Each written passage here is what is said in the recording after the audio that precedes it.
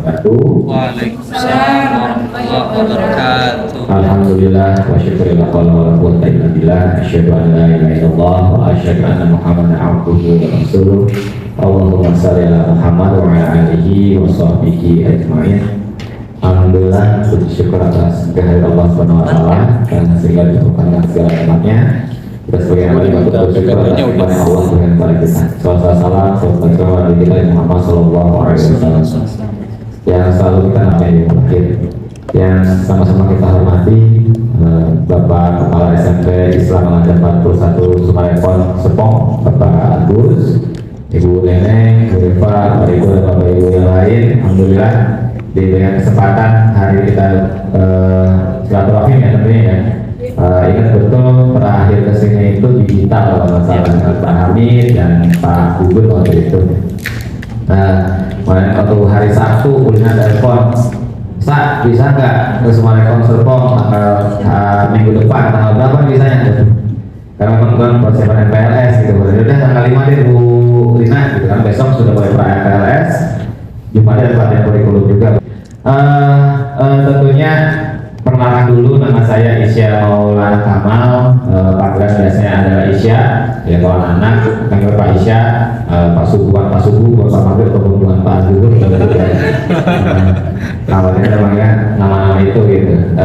Saya kebetulan diberikan amanah di SMK Al-Azhar 1. Alhamdulillah tahun ini disuruh Banding Setir, sudah 6 tahun di kurikulum.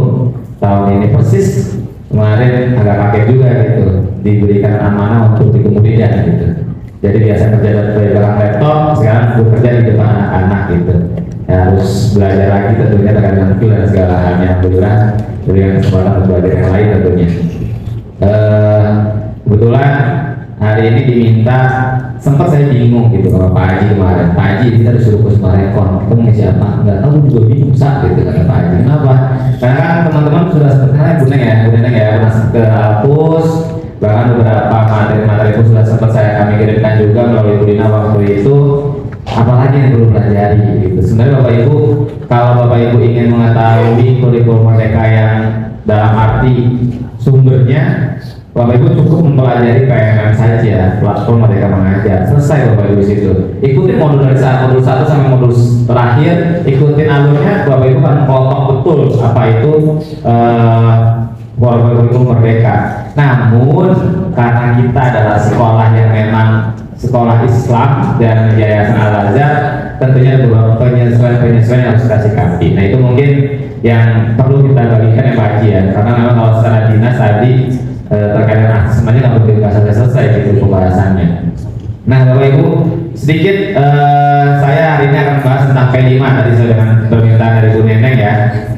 Mohon maaf bukan kami tidak mau membahas tentang TP, ATP ataupun yang lain. Monggo Bapak Ibu, TP, ATP itu banyak sekali sekarang sumber-sumbernya. Monggo bisa dipelajari dan kekhasan dari setiap masing-masing sekolah Bapak Ibu ya. Mohon maaf ini kayaknya kurang 1 Bapak Ibu, ini P4 ya.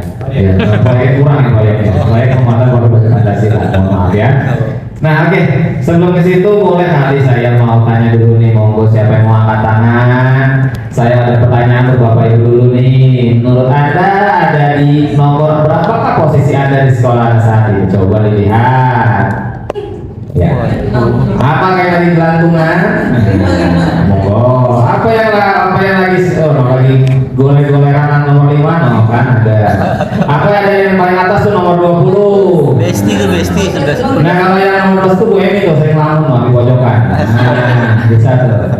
Atau lagi soiban tuh sudah tanggal 12. Coba saya dikasih waktu 10 detik untuk memilih ya nomornya ya. Oke, 10, 9, 8, 7, 6, 5, 4, 3, 2, 1. Oke, sudah ya? Yakin nih? Terus nih. Jangan jawab apa ya? Ini bukan ujian loh, ya. Ini bukan ujian. Ini bukan tes KTD. Ini bukan tes yang sertifikasi, bukan Bapak Ibu ya. Yang mempengaruhi rekening kita kalau insya Allah ya. Udah ya, ini Bapak Ibu ya. Oke ya. Apa nomor 19 atau nomor 14 yang pasrah mau jatuh? Iya. Oke ya, pilih ya. Oke, baik. Nanti saya yang apa di sini? Bu Emi nomor Bu Emi? Saya pilih nomor 4. Nomor 4. Wih. Baru datang. Oh, baru datang ya? Oh, Dia dulu mengamati. melihat mengamati, luar biasa ya. Pengamat ya. Negara saya Cristiano Ronaldo, ciu gitu. Ronaldo. Oke. Pak Banu nomor berapa Pak Banu? Saya 2 aja deh. 2. Nunjang Marido. Wih. Kuat. Pengen mau bantu ya berdua ya. Oke. Gantian, nanti gantian. Ini nggak ada nomor 15 sama nomor 10 no, nggak ada ya? Nggak ada ya? Ini Pak Banu nggak nambah. Bapak ada kapan? Ini kalau lapor saya harus langsung hapus nih. Tulis satu namanya kalau lapor kayak ini. Kayak melambung mau bunuh diri. Jadi kalau mau kayak beritanya luar biasa itu sebenarnya. Oke, kita lanjut ya. Baik. Siapa nih Bapak Ibu yang nomor berapa ya? Pak Isa nggak nanya saya. Nah, Pak Ido ada nomor berapa? Hah? Nomor berapa Pak Ido? Nomor 3 supaya sama. Oh iya, biar sinkron ya. Biar sinkron ya. Emang kuat. 2, 3, tadi ada 2, 3, dan 4 ya. Ada yang mau ngasih masukan monggo? Saya mau maaf. Namanya belum Pak. Ya, Ini. nomor berapa? Ayo. Bu Yuli nomor 11. Bu Yuli. Bu Yuli nomor Yuli. Sama Budana. Sama Budana.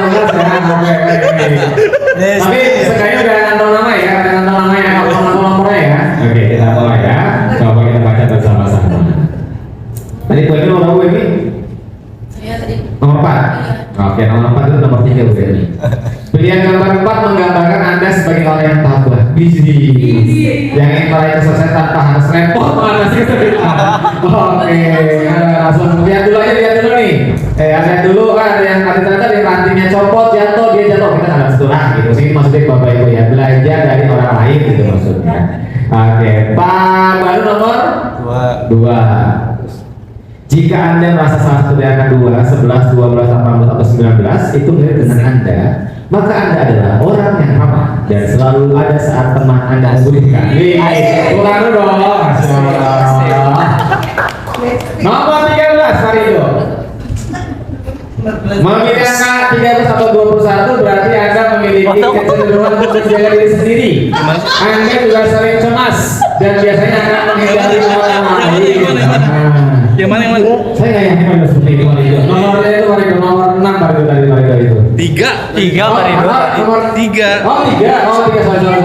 Nomor 3 atas, Jika Anda telah memilih sosok pada nomor 1, 3, 6, dan 7 atau 7, maka Anda adalah orang yang tegas, tidak takut akan kesulitan atau pemerintahan. Tangan dulu dong. Yang lain boleh membaca sendiri ya, sesuai pilihannya. Udah belum? Supaya sama gitu. Udah ya? Ya udah, bahasa sendiri aja ya. Nanti takutnya kalau ketemu bagus cara tamanya. Oke, tepuk tangan dulu Bapak Ibu, tepuk tangan dulu dong. Ini kita tulis aja Bapak Ibu, ya jangan serius-serius amat ya. Tapi kalau orang pas ya berarti cocok lah ya. Oke, tapi tadi kalau di sini saya kira kita bisa menganalisis Bapak Ibu ya. Karena memang, tapi posisi ini tidak tetap Bapak Ibu ya. Bisa bergerak sesuai dengan kondisi yang ada Bapak Ibu. Jangan nggak usah khawatir Bapak Ibu ya. Oke, lanjut Bapak Ibu ya. Itu kan doa Bapak Ibu. Oke. Saya sih nggak mau nanya ini Bapak Ibu ya. Profil pelajar Pancasila saya yakin dengan sangat yakin Bapak Ibu urusannya luar biasa. Kalau pelajar pasti ini bahas ya. Kebinekaan global, beriman bertakwa pada Tuhan yang Maha Esa, berharap boleh bergotong royong, kreatif, berarti mandiri gitu ya. Nah ini Bapak Ibu sesungguhnya kalau kita berbicara kurikulum merdeka yang mengarah adalah tentang profil pelajar Pancasila. Apa sih maksudnya? Bapak Ibu nggak perlu khawatir, Bapak Ibu nggak perlu takut. Kita sudah kan menjalani belum? Bapak Ibu, kalau kita melihat ke 6 dimensi ini, sesungguhnya kita sudah laksanakan amanat kita mana Al-Azhar. Kalau gitu Pak Isyan, jadi coba Bapak Ibu berpikir lebih luar, jangan dalam. Kenapa? Jadi tujuan pendidikan sekolah itu bukan hanya intrakurikuler saja Bapak Ibu, tapi tujuan pendidikan kita itu adalah secara menyeluruh seluruh program sekolah.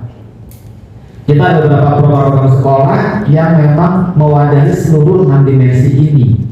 Jadi jangan khawatir kita tidak melaksanakan 6 dimensi ini. Makanya saya bilang dari awal ketika pelatihan pertama kali Pak Haji ya, kami di SMP 1 itu ketika dipilih sekolah penggerak angkatan pertama itu, saya melihat yang 6 dimensi saya nggak takut dalam arti bukan berarti sombong, tapi kita sudah menjalani ini kok. Kita sudah menjalani ini kok semuanya. Tinggal kita pilih ini yang mana sih gitu. Kenapa sih Pak Isa seperti itu? Kalau kita lihat Bapak Ibu di sini, nah ini Bapak Ibu. Kok gitu sih Pak Isya? Karena di sini Bapak Ibu. Dan saya bilang bahwa pelajar Indonesia atau profil pelajar Pancasila tadi itu bukan hanya terkait dengan intelektual belajar di kelas. Ada 3 komponen yang memang mewadahi di situ. Yang pertama intelektual sendiri. Tadi Pak Haji secara langsung terkait asesmen pembelajaran sudah dijelaskan. Lalu yang kedua ekstrakurikuler. Nah ini ekstrakurikuler yang menjadi harus bisa dikatakan perhatian khusus untuk tahun depan Bapak Ibu, bahwa ekstrakurikuler itu bukan hanya sebagai penunjang, bahkan ekstrakurikuler bisa menentukan anak ini lanjut atau tidak lanjut di fase tersebut Bapak Ibu. Oh iya betul. Ekstrakurikuler itu seperti itu Bapak Ibu, ya seperti itu Bapak Ibu ekstrakurikuler. Maka ekstrakurikuler yang diharapkan ke depan itu bukan hanya ekstrakurikuler hanya jago main bola aja, tidak Bapak Ibu, tapi bagaimana mengantarkan anak itu menjadi cita-cita tadi yang apa, ekstrakurikuler itu menjadi suatu tujuan kehidupan mereka. Yang suka bola tuntaskan sampai benar-benar suka bola, berikan fasilitas. Sekolah izinkan dia untuk berkualitas. Kami tahun lalu itu ada anak yang suka bokap Bapak Ibu. Anak kelas yang pernah dihapus tahun anak kelas G, dia ikut go-kart yang izin itu bukan sehari 2 hari Bapak Ibu, sebulan Bapak Ibu dia izin. Anak kelas G, anak 4 semester yang lulus 2 tahun, udah anaknya 4 semester harus izin sebulan setahun bisa 3 kali Bapak Ibu. Tapi pembelajaran kita terberikan, ya udah kita izinkan, tapi dengan catatan ya jangan lupa kalau tanya wawancara sekolah di mana gitu ya penting. SMP 1 gitu. Ada media di situ SMP 1 ada 1 gitu. Bahkan ketika lulus ya Pak Haji kemarin ya, anak-anak baru lulus dari SMP ada 1. Ya untuk nama kita namanya lebih harum, lebih bangga gitu sekolah kita.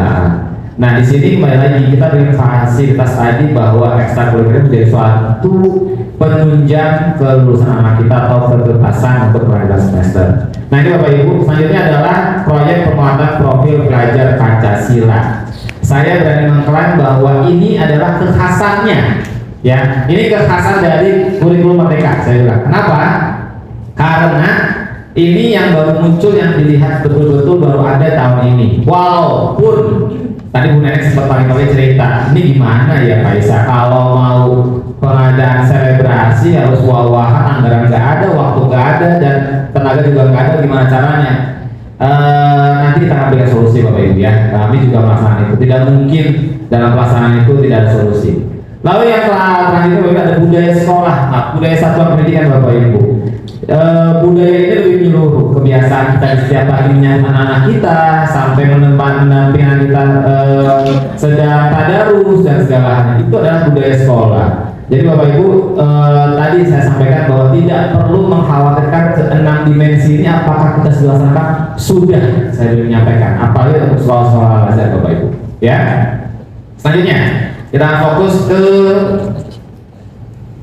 profil pelajar Pancasila. Nah ini Bapak Ibu, saya tidak perlu membacakan terkait dengan Kemendikbudristek Bapak Ibu ya, ini tidak perlu kita bahas lagi, ini bisa dipelajari. Saya ingin hanya membahas tentang ke-5 komponen sebelah kanan Bapak Ibu.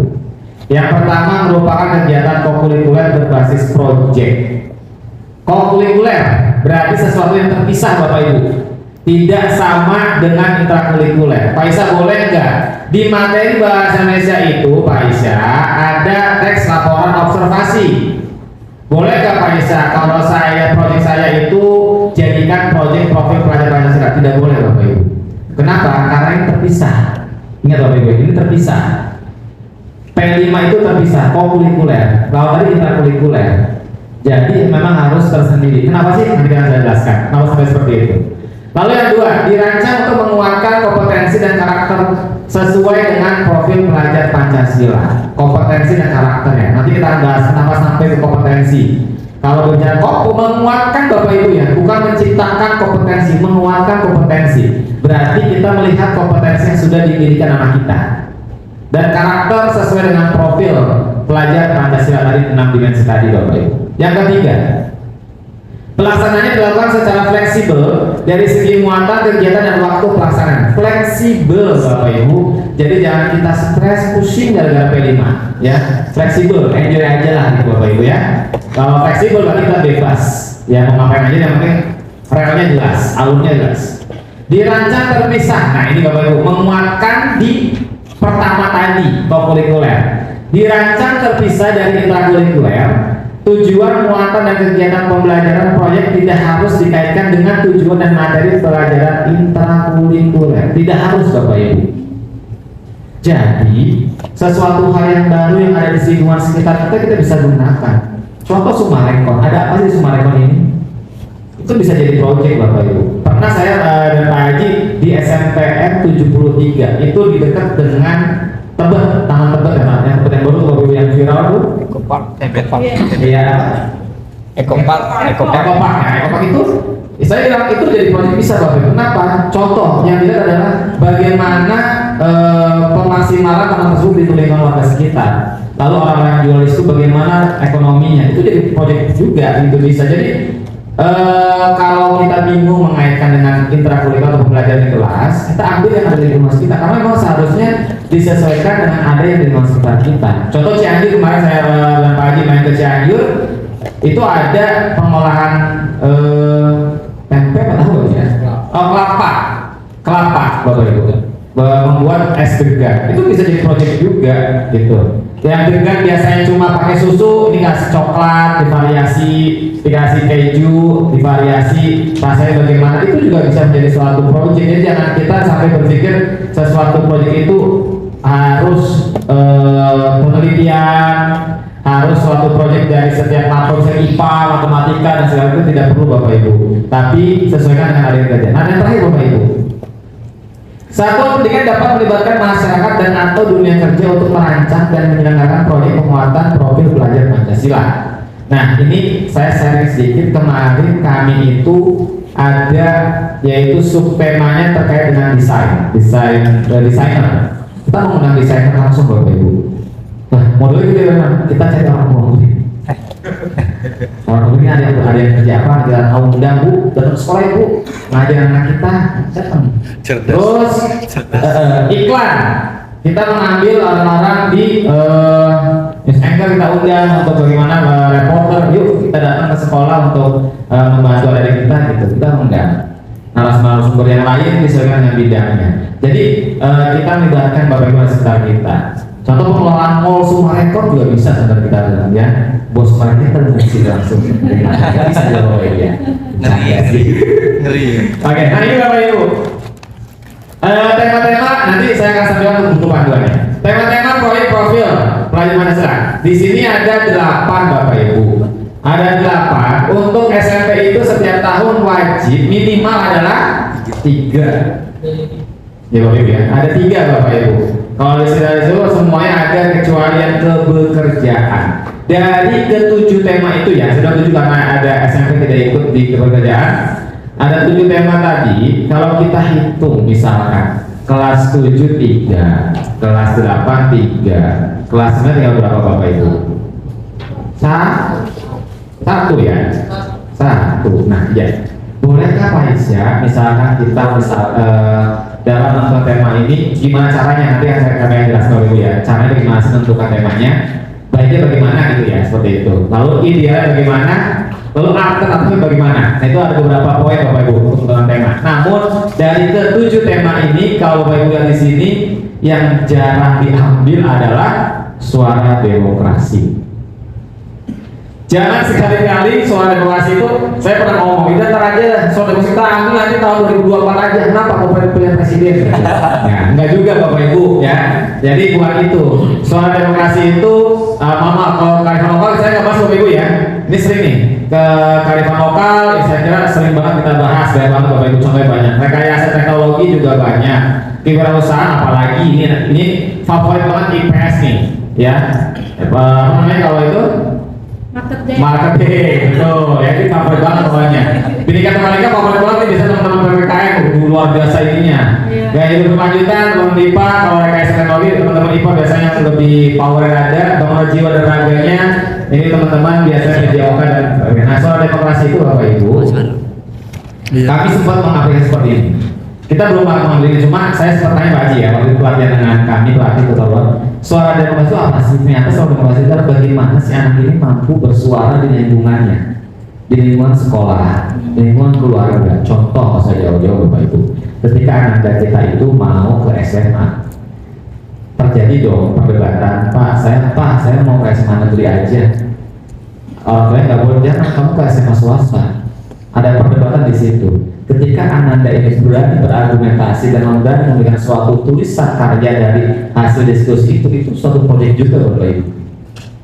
Contoh lagi misalkan di rumah ada pembagian tugas aku Bu ternyata kalau rumah itu ada tugas Bu bangun tidur harus ngapain misalnya nyapu, ngepel, cuci piring, itu suara demokrasi juga. Di kelas si Ananda bisa membagi tugas pada anak itu suara demokrasi juga. Berani berpendapat itu suara demokrasi juga.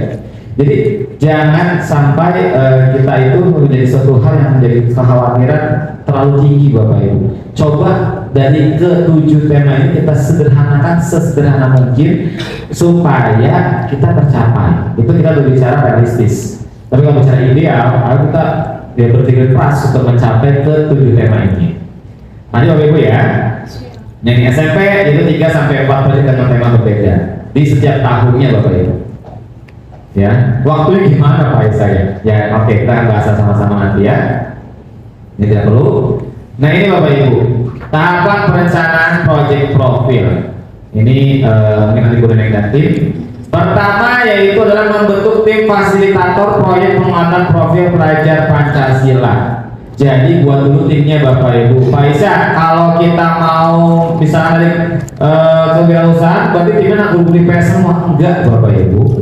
Seluruh guru kalau kami simple, kalau yang mau dibuat ada kelas 7 ya seluruh pengajar kelas 7 itu aja timnya langsung kemudian ya semuanya itu jadi tim semuanya. Lalu nanti Pak Isa kalau misalkan kita mengambil kewirausahaan gimana solusinya nanti kita bahas lebih lanjut.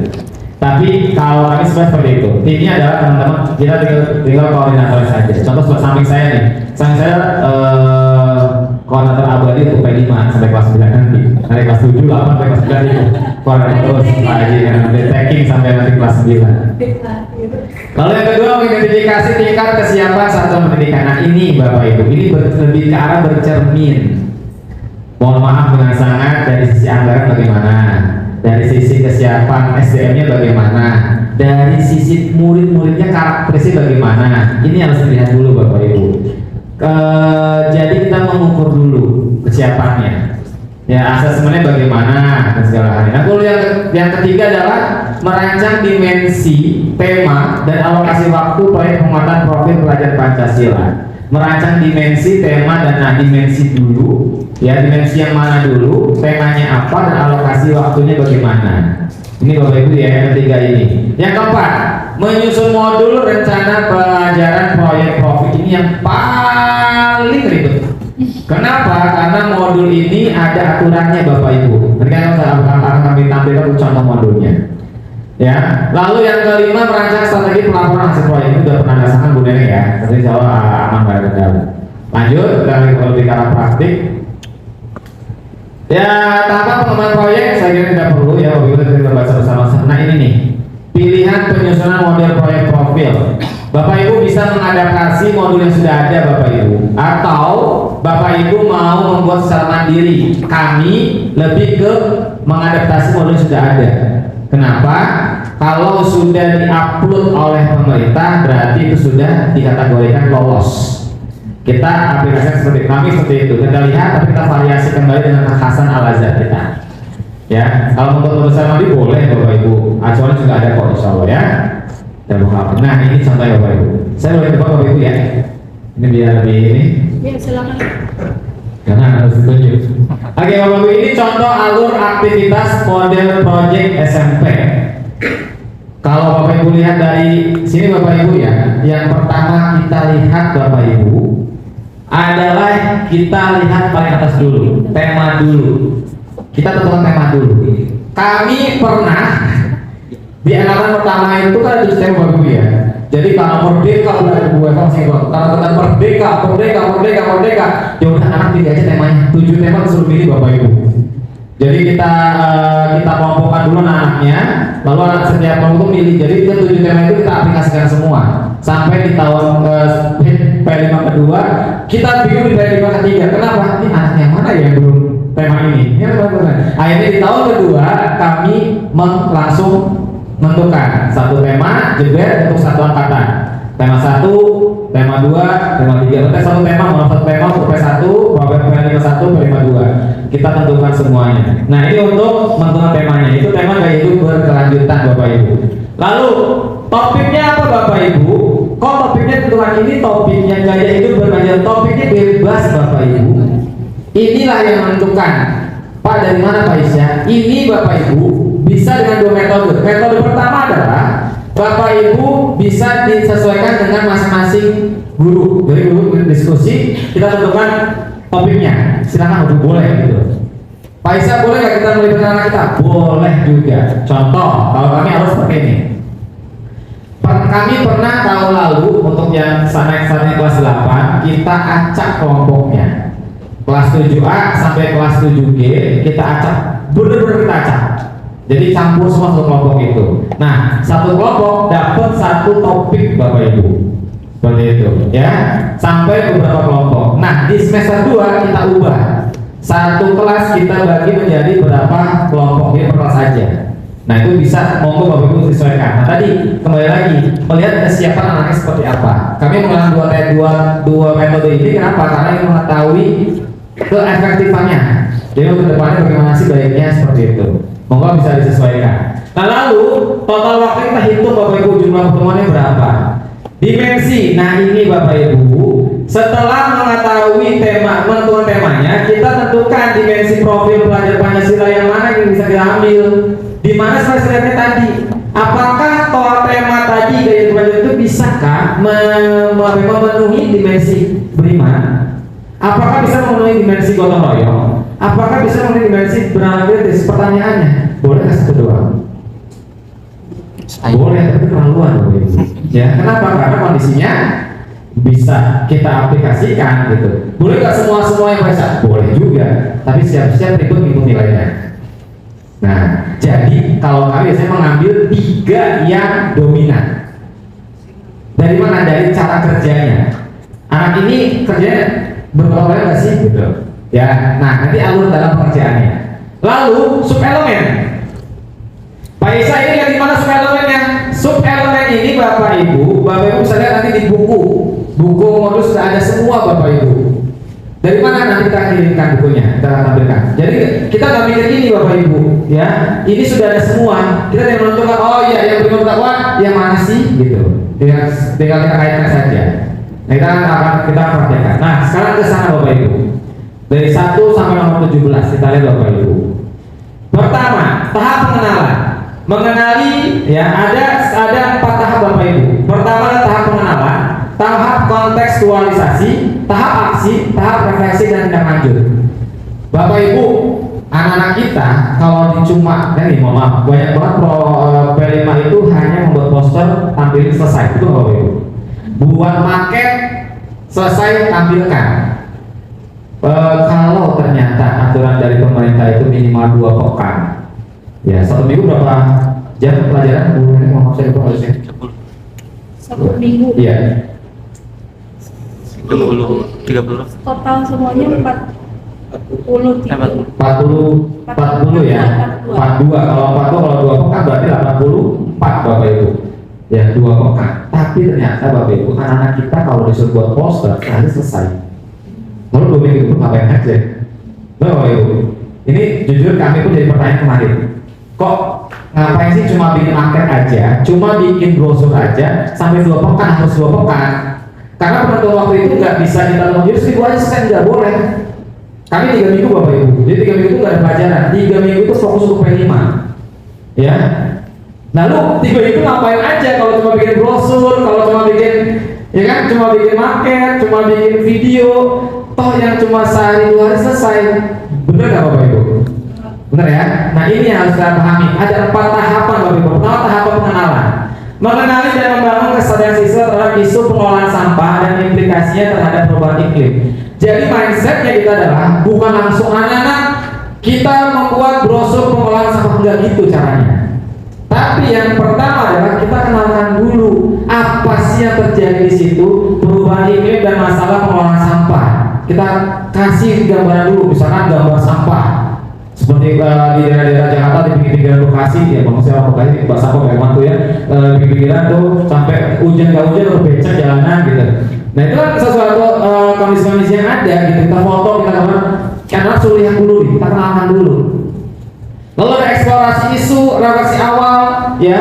Lalu ada kunjungan ke TPA, ini kan ini sampelnya ya. Berarti kalau ini nggak usah kunjungan, silakan tampilkan videonya aja sampai diskusi itu. Nah jadi dari gambar yang tadi kita menyiapkan gambar, atau kita ajak anak-anak kita datang ke TPA, kita datang ke suatu tempat yang berkaitan dengan P5 tadi, misalkan Bapak Ibu ya, didiskusikan dulu apa sih yang kalian lihat, apa yang kalian bisa dapatkan, apa yang kalian inginkan. Oh iya Pak Isa, ternyata sampah di Bekasi itu luar biasa ya, sampai hujan ke hujan ternyata becek. Itu kan jadi bahan diskusi mereka. Oh iya, apa mereka menemukan suatu data-data terbaru, informasi-informasi baru. Itu dilaksanakan kurang lebih Bapak Ibu 3 hari atau 2 hari tahap pengenalan. Jadi 2 pekan tadi coba dibagi menjadi 4 poin ini. Oke, saya sini bisa pahami Bapak Ibu. Jadi nggak langsung membuat. Lalu yang kedua adalah tahap kontekstualisasi yang nomor 6, pengumpulan dan pengorganisasian dan penyajian data. Yang ke-7 itu terserah kalau bisa diskusi tentang sampah di sekolahku, pengorganisasian data secara mandiri, akses informatif sampah di sekolahku. Nah ini tahap kontekstualisasi adalah peran seorang guru Bapak Ibu. Kok gitu Pak Isya? Tadi anak dapat data semua tentang sampah, ya. Lalu imbasnya bagaimana? Nah ini Bapak Ibu yang mohon maaf berdasarkan kesalahan kita. Kenapa? Terkadang kita selalu memberikan, kita cari di internet, tapi kita tidak pernah memberikan suatu penyelarasan informasi tadi. Jadi kan ketika anak dapat informasi tentang sampah tadi atau tentang apapun bentuknya, kita kontekstualisasi, kita beri pemahaman pada anak-anak. Coba anak-anak kamu dapat apa sih dari TPA? Kalau kami kemarin kelas 7 itu datang ke Bandung ya Pak Haji ya? Datang ke Bandung. Untuk yang kelas 8 itu datang di daerah Duren Sawit, yaitu pengolahan sampah kelas 8. Nah itu yang mereka dapat apa aja di situ? Itu tahap kontekstualisasi. Guru adalah memberikan suatu pemahaman pada anak. Oh iya, nah sampah harus seperti ini. Kita harus bagaimana sih? Di situ ada ruang diskusi baru. Jadi bukan berarti 3 pekan masuk, ya anak kerjakan ya P5-nya duduk, keluar kelas selesai, besoknya itu lagi duduk selesai lagi, ujungnya di P5 diselebrasi aja selesai. Nggak gitu. Jujur kami di SMP 1 melaksanakan itu Bapak Ibu, serius. Kami baru tersadar adalah di tahun lalu ya Pak Haji ya, kita pas banget membahas tentang P5, khusus P5. Saya tanya itu, Pak 3 minggu ngapain aja Pak? Maaf Bapak Ibu, anak-anak kita anak canggih, anak-anak pintar, disuruh buat dari kanvas selesai urusan gitu. Ternyata tidak sesederhana itu. Tahap kontekstualisasi, pahami Bapak Ibu ya, kita berikan pemahaman. Dari 2 pekan tadi dijabarkan secara rinci. Lalu ada tahap aksi. Nah, tahap aksi ini data yang mereka peroleh oleh sumber-sumber yang ada, referensi yang ada, apapun datanya ya, itu tentang sampah berarti. Dibuatkanlah Bapak Ibu ya data tersebut, langsung dibuatkan produk poster aksi nyata saya di sekolahku. Nah, mohon maaf ada yang lewat Bapak Ibu. Nomor 9, akses informatif. Setelah tahap pengenalan, lalu konteks soalnya kan udah dapat kayak informasi dong ya. Mereka dapat informasi semua, detail semua informasi. Kita perlu memberikan akses informatif. Bentuknya soal Bapak Ibu boleh. Ya, bentuknya soal. Ya, ada instrumennya jelas. Misalkan tentang kenapa sih Pak Isa perlu ada ini asesmen, karena tadi di setiap kelompok, satu kelompok misalkan ada 10 orang, tidak semua 10 pasti kerja. Ya, ada yang bertugas menjadi pembuat poster, ada yang bertugas membuat video gitu ya biasanya, atau membuat apa lagi. Nah itu kan informasi dari menyeluruh Bapak Ibu, tidak dapatnya secara menyeluruh anak kita, maka perlu banyak asal semangat informatif ini, tapi bukan untuk dinilai, tapi untuk mengukur agar informasi tadi bisa benar-benar tersampaikan dengan baik kepada anak kita. Ya, setelah asesmen ini, misalkan dari seminggu sampai tahun ini misalkan, ya Bapak dengan Bu ya, sampai sini pekan depannya baru ke aksinya, yaitu adalah membuat ya sesuai dengan produk apa yang akan dibuat gitu kan.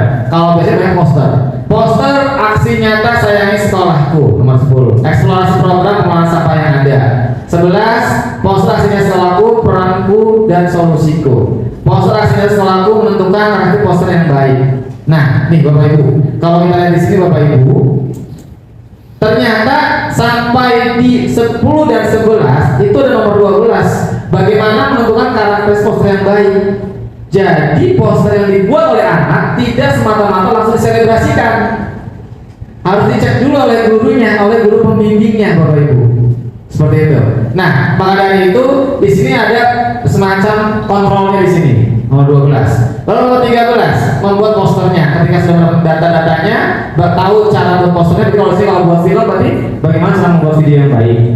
Gitu. Atau membuat misalkan artikel, cara membuat artikel yang baik gitu. Betul Ibu ya.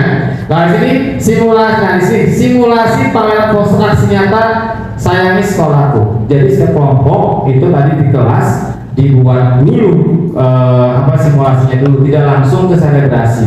Kesalahan kita, kami ya salah satu adalah langsung ke selebrasi. Ada kita selebrasi ketika ada informasi yang tidak sesuai, kita bisa apa? Karena kita nggak cek kondisinya. Selanjutnya tahap terakhir yaitu tahap refleksi dan tindak lanjut. Asesmen sumatifnya ada Bapak Ibu, yaitu pamerannya itu sumatif akhirnya. Ya, harapannya tadi Bapak Ibu di formatif ini ketika mereka ternyata saya salah ya, diperbaiki dalam proses aksi nyatanya. Akhirnya berujung kepada sumatifnya bagus, baik.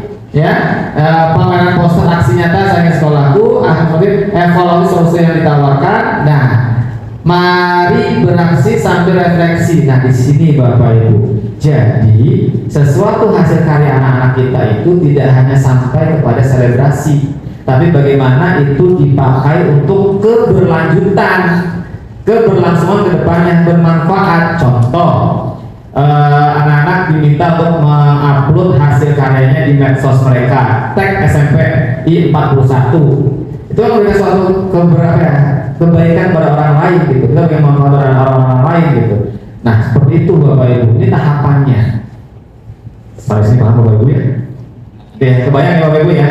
Nanti kita ke buku panduan di kelas 78 yang sudah kami buat. Oke, kita lanjut. Ini kalau bahas ini bisa dimakai Bapak Ibu kalau mau. Tapi Pak Haji nggak mau soalnya gede aja. Nah oke Bapak Ibu, sebelum ke contoh buku panduan kami, di sini Bapak Ibu hal yang perlu diperhatikan mengenai asesmen proyek penguatan profil pelajar Pancasila memiliki variasi bentuk asesmen tadi Bapak Ibu ya. Ada formatif atau sumatif serta instrumen asesmen. Nah di sini Bapak Ibu, kami tadi secara di tengah-tengah itu ada asesmen formatif, dia ada sumatif.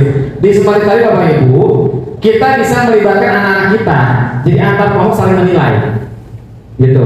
Si kelompok A menilai kelompok B dan seterusnya. Supaya apa? Supaya nilai yang diberikan itu valid, validasinya jelas.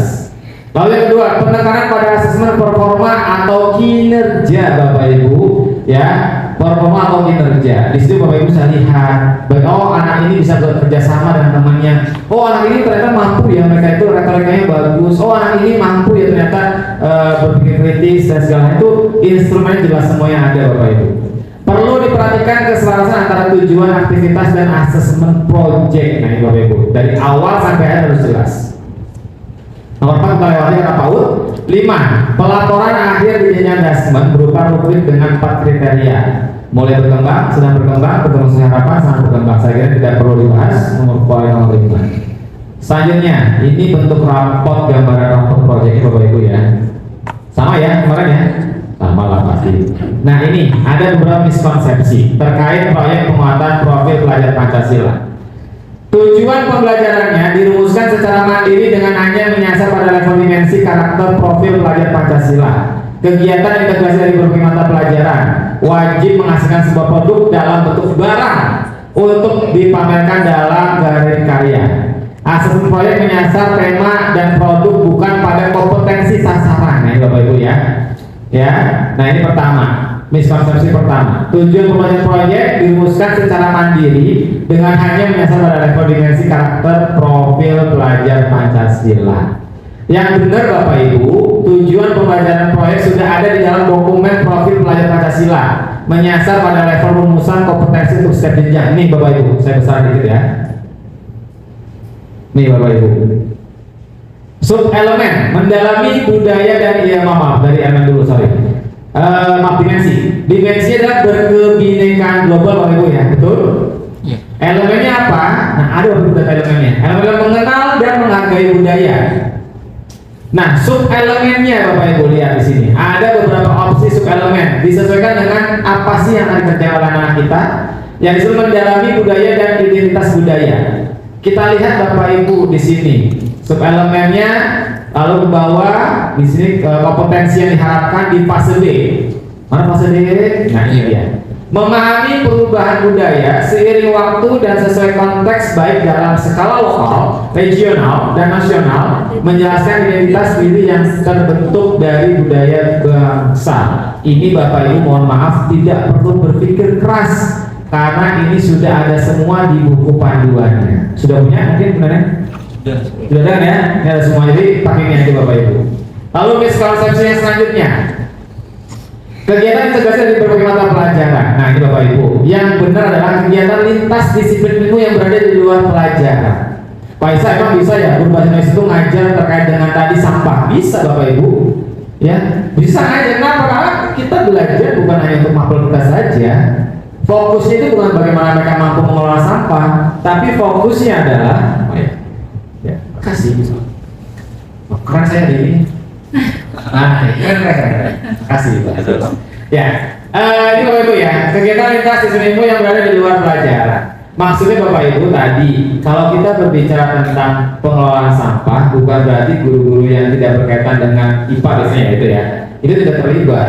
Justru di sini adalah bagaimana informasi itu disampaikan kepada Bapak Ibu secara menyeluruh. Maka penting dalam menentukan tema itu disesuaikan dengan kondisi ada di sekolah. Contoh, untuk kelas 7 itu ternyata tahun depan Bapak Ibu ya, tahun depan kelas 7 ada sesuatu hal yang menarik ternyata tentang kebinekaan. Itu kita kebinekaan. Lalu kita membuat rumusan-rumusan sesuai dengan makornya. Nah, di sini Bapak Ibu bisa lihat bersama-sama. Ya, di sini kita pakai teman-teman saudara bukan integrasi dari berbagai pelajaran karena pelajaran dapat tujuan pelajaran mengacu pada CP. Sementara P5 langsung mengacu pada rumusan kompetensi profil pelajar Pancasila yang tadi Bapak Ibu ya. Oleh karenanya kita menjadi satu proyek guru-guru tidak lagi berperan sebagai guru mata pelajaran. Maka dari itu kami bayar dengan guru pembimbing Bapak Ibu namanya. Seperti itu. Selanjutnya adalah ini Bapak Ibu. Kegiatan profil ya, wajib menghasilkan sebuah produk dalam bentuk barang untuk dipamerkan dalam gelaran karya. Tidak mesti Bapak Ibu ya.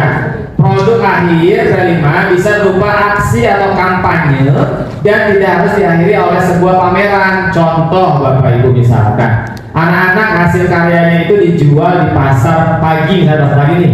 Mereka punya misalnya membuat suatu tanaman yang memang baik untuk kesehatan jamu-jamuan misalnya nih. Itu mereka jual di pasar pagi misalkan mereka atau di Car Free Day gitu. Itu menjadi selebrasi juga Bapak Ibu.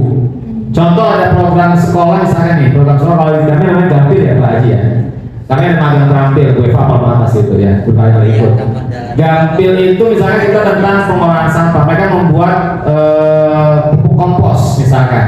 Mereka jual di Car Free Day atau mereka menyumbang pupuk kompos untuk di lingkungan yang ada di sekitar. Itu selebrasi juga Bapak Ibu. Jadi jangan kita berpikir hanya sekedar pada posisinya itu hasil barang yang memang harus dipamerkan ya. Jadi posisi seperti itu. Pameran pun bisa karena digital berupa misalkan di medsos sekolah atau medsos anak.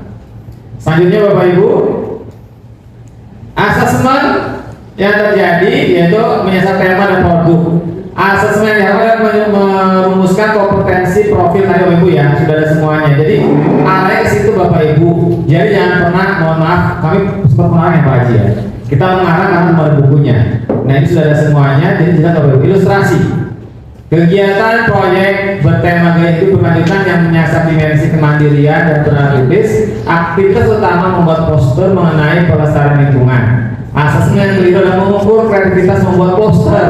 Kriteria penilaian berupa pemahaman konten mengenal pelestarian lingkungan dan kerapian serta estetika dekorasi poster. Yang tepat adalah mengukur kemampuan selama proses pengerjaan poster. Kriteria penilaian berupa kemampuan pengelolaan pekerjaan secara mandiri dan pengembangan ide selama pembuatan poster. Asesmen yang diharapkan berarti Bapak Ibu membuat instrumen dari tahap pengenalan sampai ke tahap tindak lanjut Bapak Ibu. Itu ya Bapak Ibu ya. Ya. Itu Bapak Ibu. Kami dulu mohon maaf rapat di tahun pertama itu Bu Eva tahu sendiri kita rapat berkali seminggu bisa 3 kali pembahasannya P5 ini aja Bu Eva ya. Itu jadi kondisinya memang cukup panjangnya ini rapat yang dari kami Bapak Ibu. Saya kira sama semua Bapak Ibu ya. Ada di sini sejarah perkembangan Islam di Pulau Sumatera. SB ini catatan-catanya dan ini nilainya Bapak Ibu. Ya, saya tidak perlu. Nah ini bukunya Bapak Ibu. Sudah semua punya buku ini Bapak Ibu? Udah ya, monggo Bapak Ibu dibaca. Kami bukannya membaca dengan baik Bapak Ibu ya, karena kami pelatihan.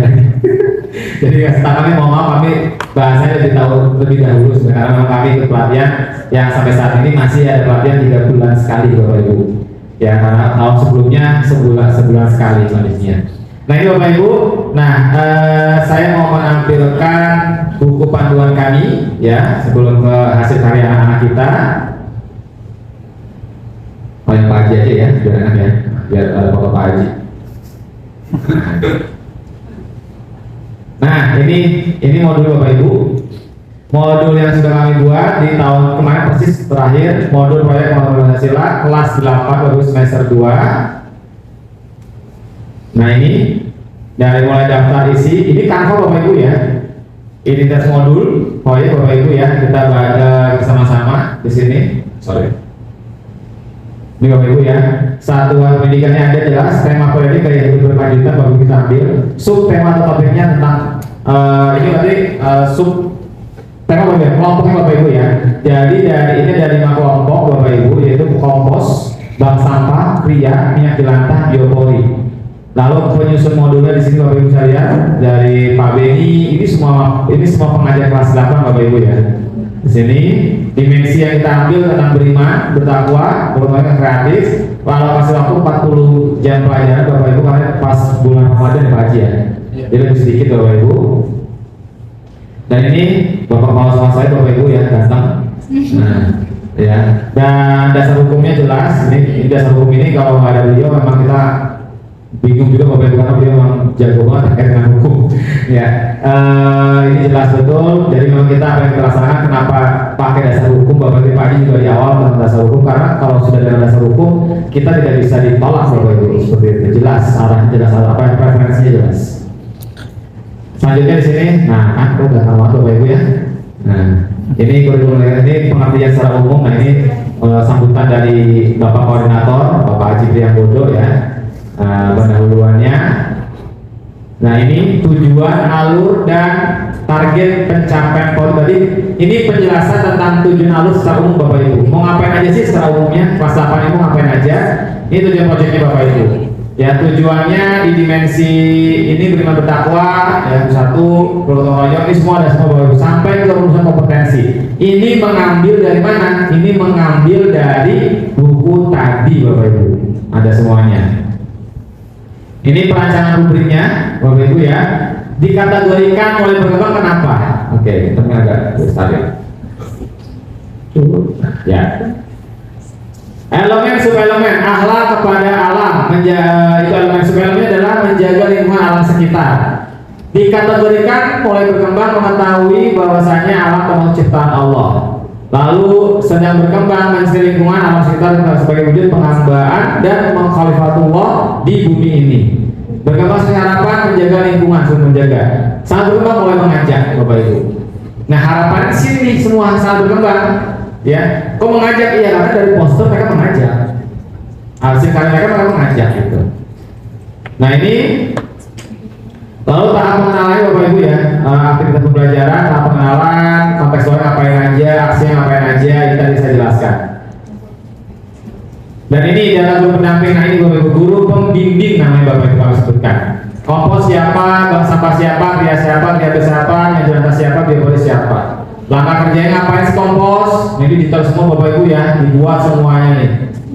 Dibuat semuanya secara detail. Kelas 8 ya? Kelas 8 Pak? Oh, guru seni sama PJOK nggak ada ya? Nah, tinggal 7 posisinya, dipastikan. Nah ini tuh, ini kelas 8 semuanya. Nah ini jadwal penyetan tabelnya Bapak Ibu ya, jelas. Tadi soal tahap pengenalan ya Bapak Ibu Nenek nih. Tahap pengenalan itu aksi, tahap refleksi. Jelas semuanya. Nah ini jadwal. Alhamdulillah tahun depan saya sudah buat ini. Ya, karena saya sudah dari dulu. Ini kalau dari dulu yang buat dari Buneneng ya. Ini membuat khusus Bapak Ibu. Ini jadwal khusus ya. Bapak Ibu saya lihat Bapak Ibu di sini.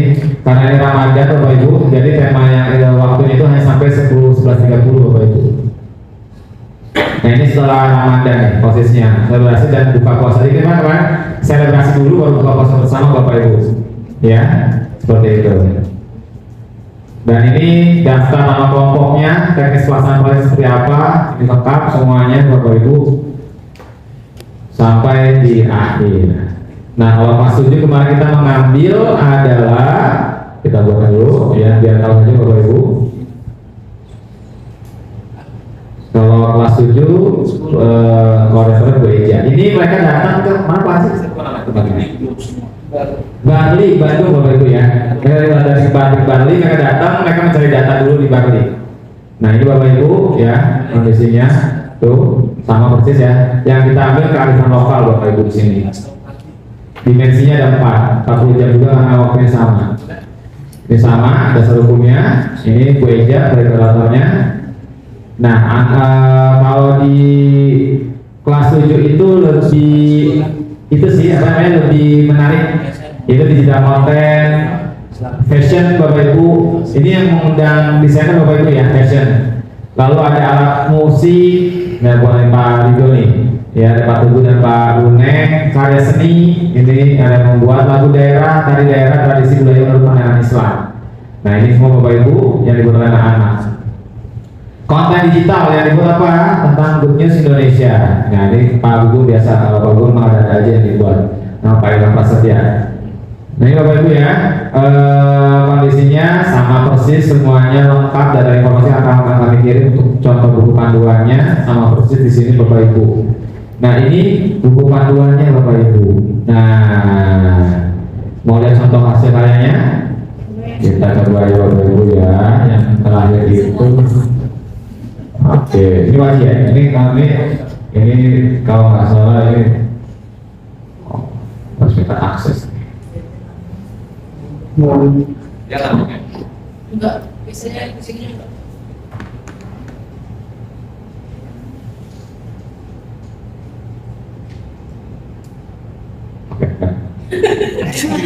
Masih aja maksudnya. Saya karena lupa. Jadi saya sangat penyingkaan gitu. Aduh. Saya takut lupa banget ya. Tahu Pak Ido. Saya ini kan masih ada Pak Ido. Nah ini Bapak Ibu ya, ini ada beberapa dokumentasi sebenarnya, sudah dokumentasi saja hasil karya anak-anak. Ini kosong ternyata, belum masuk ya, Bapak Ibu. Nah ini nih, ini waktu mereka lagi ngerjain Bapak Ibu. Ini buat. Seru sih Bapak Ibu ya, anak senang. Gitu. Mereka buat.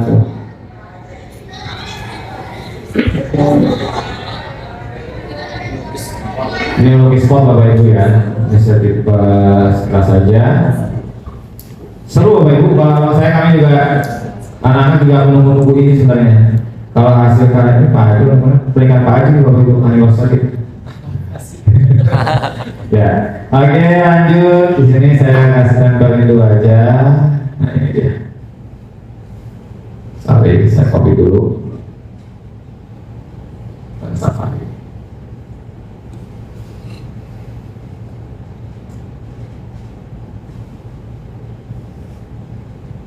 Oke, ini udah Bapak Ibu ya, ini hasil karya anak. Animasi ada, coba kita buka, masih mau tidak karena ada.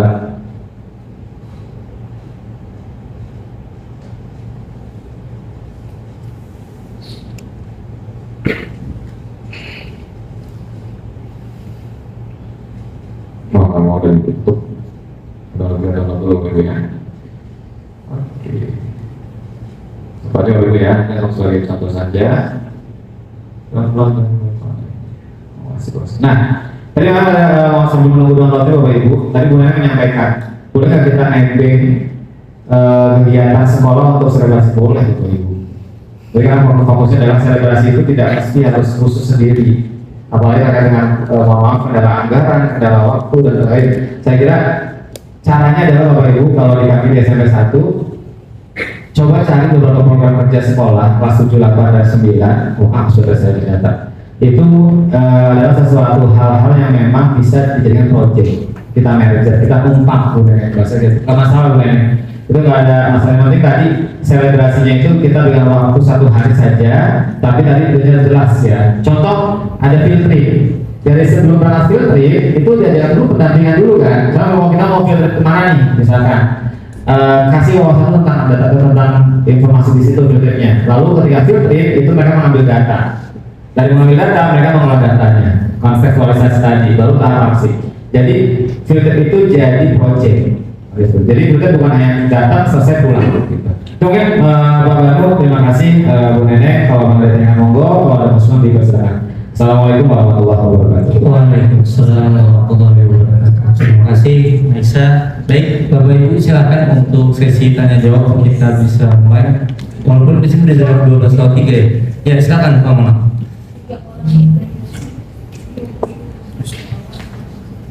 Assalamualaikum warahmatullahi wabarakatuh. Kalau nggak salah tahun kita sudah laksanakannya, walaupun sederhana. Nah, pada dengan refleksi kita kan melihat anak-anak apakah ada perubahan atau tidak. Dan ternyata menurut hemat saya pada saat selesai selebrasi saja mereka sudah tidak padahal tentang sampah ya, tidak menjalankan apa yang dia pahami. Pada saat selesai acara selebrasi kan beresin dan sebagainya itu berantakan semua.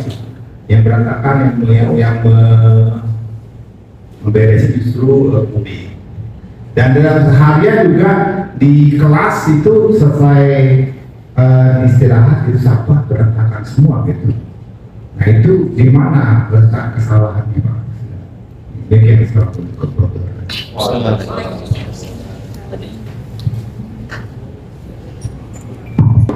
Ya, terima kasih Pak. Ini pertanyaan sangat bagus ya. Karena memang jadi bisa jadi terjadi memang terjadi semua sekolah Pak.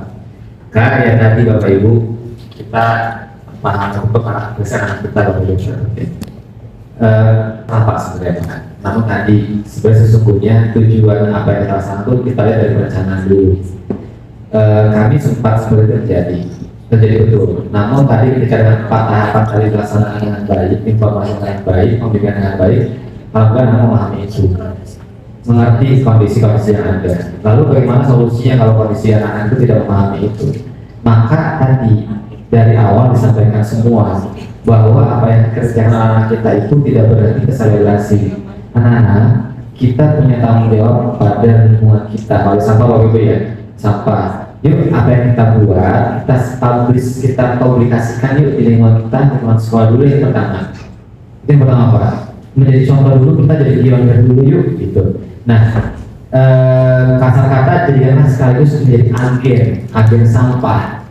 Kamu punya di situ. Dan ini labelitas itu saya yakin itu menjadi suatu tanggung jawab pada anak-anak. Oh iya, gua agen sampah ya, gua harus menjaga sampah dengan baik dong gitu. Nah itu bisa dilaksanakan. Tapi kalau bicara tentang ada kekeliruan, kalau saya kekeliruan di arah tadi di tahap kontekstualisasi tadi yang harus benar clear oleh kita sebagai guru pembimbing dari mulai bagaimana pengolahan sampahnya sampai ke refleksinya.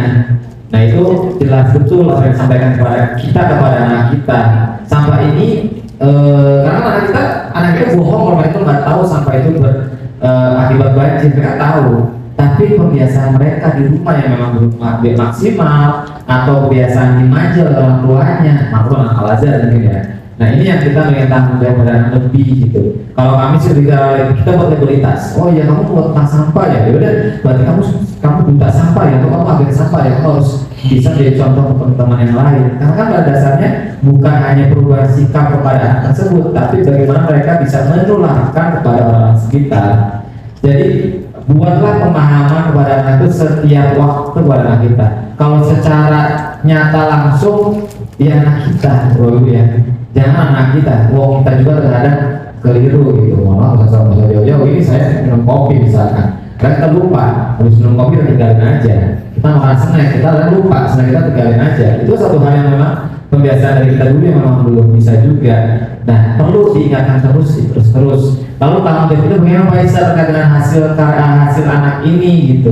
Nah, tadi bahwa P5 ini bukan selesai sampai selebrasi, tapi keberlanjutan sampai ke depannya. Ketika kok kamu belum bisa sih gitu, udah P5 kok belum bisa benar, justru itu jadi alat. Kan kamu udah promosi tentang sampah, kok kamu kayak gini sih? Ya itu pembiasaan-pembiasaan itu yang kita harus sering ingat kepada anak. Maka dari itu kalau bisa kondisinya mungkin nggak hasil karya itu kita tempel di lingkungan sekolah kita. Mungkin nggak hasil karya itu kita pajang di sekolah. Kalau hasil mungkin digital, kalau di medsos sekolah dan segala hal. Itu mungkin sih Pak kiat-kiatnya dalam pelaksanaannya. Tapi clear betul di tahap kontekstualisasi tadi. Insya Allah dari tahap konteks mereka sangat betul sampai ke asesmennya, insya Allah mereka memahami itu.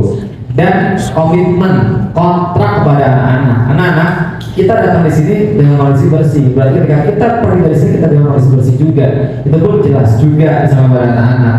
Jadi instrumennya jelas juga Pak, mohon izin, dari mulai tahap pengenalan tapi sampai tahap tidak itu instrumen jelas. Karena dari penilaiannya sesungguhnya bukan hasil karyanya, tapi proses dalam pelaksanaan itu adalah penilaian sesungguhnya dalam periode tadi. Itu nih Pak, mohon izin, mohon maaf kurang. Pak Jendela. Iya Pak, ini pengalaman saya kemarin membimbing pada saat ini berkelanjutan Pak.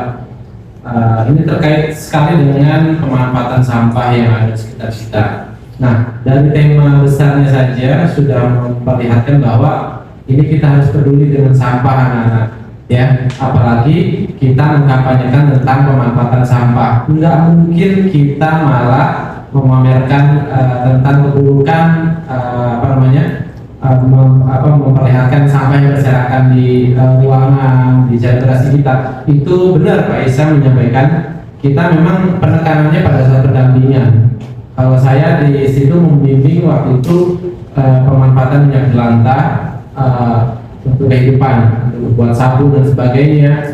Pada saat pendampingan itu mereka uji cobanya langsung di laboratorium. Saya menyampaikan dari awal, ini laboratorium ini bersih anak-anak. Sebelum kita datang rapi, semua alat-alat sudah tertata dengan rapi. Kita datang boleh pakai, tapi nanti dibersihkan, dicuci, kemudian ditaruh kembali. Itu proses pada saat pendampingan. Nah, penekanan ini yang menjadi sebuah kebiasaan nanti pada saat selebrasi. Nah, pada saat selebrasi mereka memamerkan atau menyampaikan cara pembuatan sabun secara sederhana dengan video dan presentasi mereka. Toh pasti kan ada banner, ada sabun yang sudah dibuat, sabun cair dan sebagainya. Nah, itu saya selalu sampaikan pada saat pendampingan anak-anak, ini sabun nanti kita bagi-bagi. Kita berbagi sama teman-teman kalian yang mengunjungi stand kalian. Jadi sabun cair, sabun batang dan sebagainya tidak ada tersisa Bapak Ibu. Itu salah satu kampanye kita memanfaatkan sampah atau daur ulang minyak jelantah di situ. Jadi alhamdulillah untuk pendampingan di gaya berkelanjutan kemarin kita datang ke aula itu bersih, selesai pun bersih. Kalau ada produk lebih baik kalau kalian tidak mau bawa pulang dibagikan ke teman atau bapak ibu guru yang mungkin bisa dimanfaatkan dengan baik. Dan sabun juga dibagi-bagikan, dan sabun cair dan sebagainya, ada sabun cair untuk pembersih lantai dan sebagainya, itu ada yang diberikan ke bapak ibu guru gitu. Jadi jelas setelah itu ada pembelajaran untuk anak-anak bahwa ini kita setelah selebrasi ternyata ini bukan sampah yang kita hasilkan. Yang kita hasilkan adalah barang yang bermanfaat untuk kita ataupun untuk orang lain, dan bersih ya. Untuk yang kemarin namanya bersih Pak, karena kita pendampingannya, kita penekanan di situ. Memang sebelum-sebelumnya ya gitu, ada banner, ada tempelan-tempelan aksesoris dan sebagainya, udah tinggal gitu aja, nggak ada refleksi dan sebagainya. Artinya ini ya, itu barang-barang enggak. Anak-anak Lazar itu karakternya itu unik banget. Banner diberikan orang tua, bukan usaha mereka sendiri. Mereka hanya usaha mendesain sebagai cetak yang nyetak orang tua. Yang diberikan banner dengan orang tua. Jadi mereka merasa ya sudah lah, nggak apa-apa ditinggal gitu kan. Nah akhirnya kita juga ada komunikasi dengan orang tua, Bu, tolong bannernya atau ya banner itu yang standing itu tolong dibawa pulang lagi ya Bu, diingatkan anaknya. Nanti siapa tahu bisa dimanfaatkan di kegiatan selanjutnya atau di perusahaan ibu atau tapi dipakai lagi gitu. Kita sudah sampaikan juga ke orang tua seperti itu. Jadi komunikasinya ada dua arah, dari kita ke anak dan kita ke orang tua juga. Mungkin itu bisa menjadi solusi mengenai finishing dan sanitarasi. Terima kasih.